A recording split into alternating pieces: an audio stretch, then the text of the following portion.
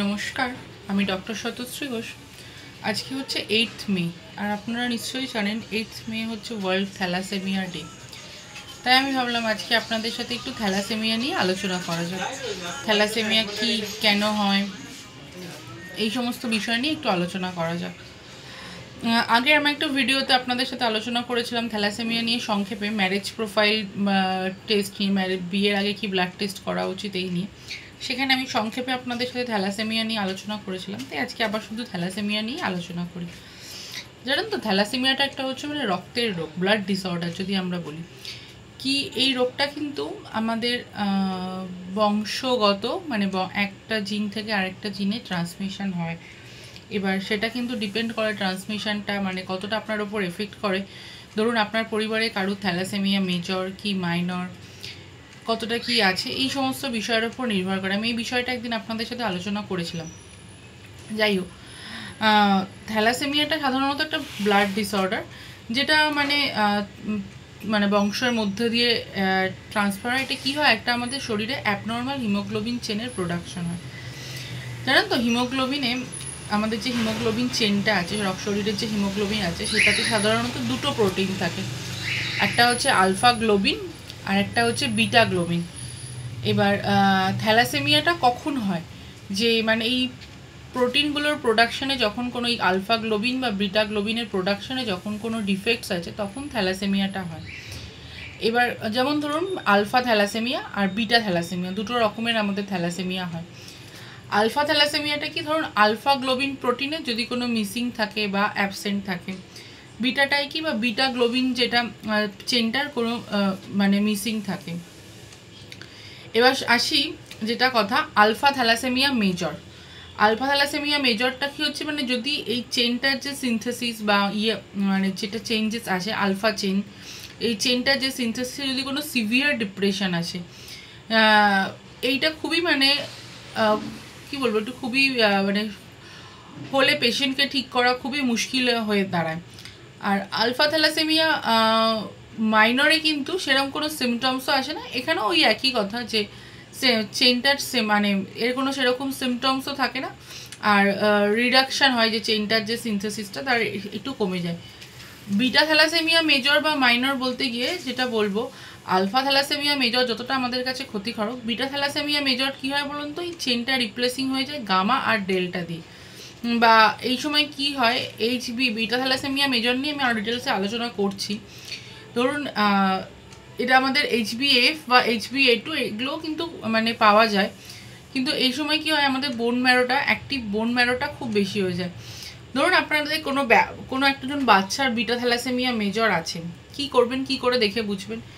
বাচ্চাটাকে কিন্তু জন্মানোর সময়ও কিন্তু দেখা যাবে, যখন বাচ্চাটা হয়েছে নর্মাল স্বাভাবিক বাচ্চা, এর মানে জীবনের প্রথম দিকে মানে জন্মানোর কিছুদিন পরে খুব সিভিয়ার অ্যানিমিয়া দেখা যাবে বাচ্চাটার।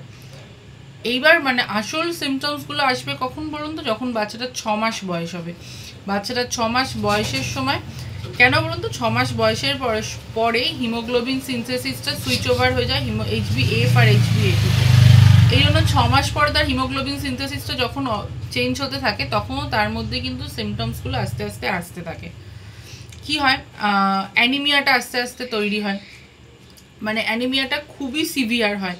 তার সাথে বাচ্চাটার হিমোলাইটিক জন্ডিস, বাচ্চাটাকে মানে দেখলেই বোঝা যায় খুব দুর্বল, খুব ফ্যাটিক, আর অ্যানিমিয়া থাকার জন্য খুবই প্যালর, মানে কোনো একদম পেল, তার চোখ মুখ দেখলেই বোঝা যাবে পেল, আর একদম তো মানে গ্রোথ তার মধ্যে নেই। লিভার আর স্প্লিন এতটাই বেড়ে যায় যেন মনে হয় পুরো পেটটা জুড়ে লিভার আর স্প্লিন এনলার্জ হয়েছে, মানে পুরো হোল অ্যাবডোমেনটা অকুপাইং করে গেছে। তার সাথে কি হয়, একটা মানে মেলার বোনটার খুব এক্সপেনশন হয়, আর প্রচণ্ড পরিমাণে হিমোলাইসিস হয়। তার জন্য অনেক সময় কিন্তু বিলিয়ারি স্টোন বা দেখা যায় এদের, মানে এইটার ট্রিটমেন্ট আপনার বলতে গেলে মানে রিকারেন্ট ব্লাড ট্রান্সফিউশনের দরকার হয়। বিটা থ্যালাসেমিয়া মেজরের কিন্তু রিকারেন্ট ব্লাড ট্রান্সফিউশনের দরকার হয়।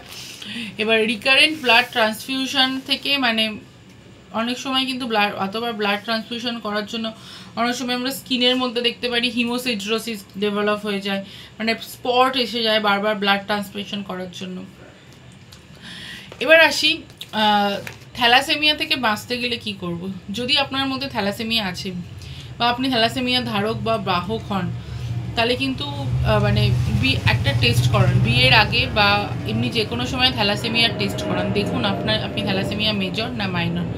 আপনি আপনার জীবনসঙ্গী বাঁচার আগে বা বেছে নেওয়ার আগে দেখে নিন, তার রক্তের পরীক্ষা করান।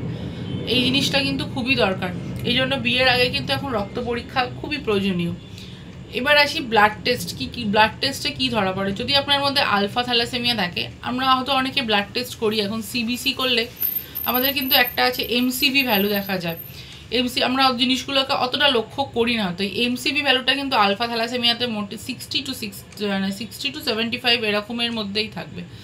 কিন্তু ওদের পেরিফেরাল স্মেয়ার যদি টেস্ট করি, আরবিসি কাউন্ট নর্মাল পাবেন, টার্গেট সেল কোনো সময় পাওয়া যাবে, বা রেটিকিউলোসাইট কাউন্টও অনেক সময় নর্মাল থাকবে, বা একটা হবে কি মানে আলফা গ্লোবিনের চেনটা রিডাকশান হয়ে যাবে। এবার ধরুন বিটা থ্যালাসেমিয়া মেজর, এর কিন্তু এমসিবি ভ্যালুটা 50-এরও কমে যাবে। এবার এখানেও টার্গেট সেল থাকবে, বেসোফিলিক স্টিপলিং থাকবে, রেটিকিউলোসাইট কাউন্টটা কিন্তু এক্ষেত্রে খুব বেড়ে থাকবে। আর যদি বিটা থ্যালাসেমিয়া মাইনর দেখি, এর কিন্তু এমসিভি কাউন্টটা আমরা যখন রক্ত পরীক্ষা করি, এমসিভি আপনার কেউ ব্লাড টেস্টের মানে সিবিসি টেস্ট করতে দিলে ডাক্তারবাবুরা একটু লক্ষ্য করবেন, ওখানে লেখা থাকে অনেক সময়, যদি কম মানে অনেক ব্লাড প্রোফাইলেই এখন এই এমসিভি, এমসিএইচ, এমসিএইচসি এগুলো কিন্তু দিয়ে দেয়, অনেক সময় কিন্তু দিয়ে দেয়। সেখানে কিন্তু এর বিটা থ্যালাসেমিয়া মাইনরে এমসিবি কাউন্টটা গিয়ে আপনার দাঁড়াবে 55 থেকে 75। তো থ্যালাসেমিয়া যদি কারোর অ্যাক্টিভ থ্যালাসেমিয়া থাকে, তার সিমটোমেটিক ট্রিটমেন্ট আছে, সিমটোমেটিক ট্রিটমেন্ট দিয়ে তাকে ঠিক করা যায়। কিন্তু তার যদি কোনো হিমোগ্লোবিন 6-এর নিচে বা নামতে থাকে, তার তখন ব্লাড ট্রান্সফিউশনের দরকার পড়ে। তাই কিন্তু ঠিক থ্যালাসেমিয়া রোগীদের বাঁচানোর জন্য এই গরমকালে জায়গায় জায়গায়, গরমকালে এমনি রক্ত সংকট দেখা যায়, ব্লাড ডোনেশন ক্যাম্পের দরকার। আপনারা যারা সুস্থ সবল, যাদের আপনাদের কোনো রোগ নেই, আপনারা অবশ্যই গিয়ে ব্লাড ডোনেশন ক্যাম্পগুলোতে ব্লাড ডোনেট করুন।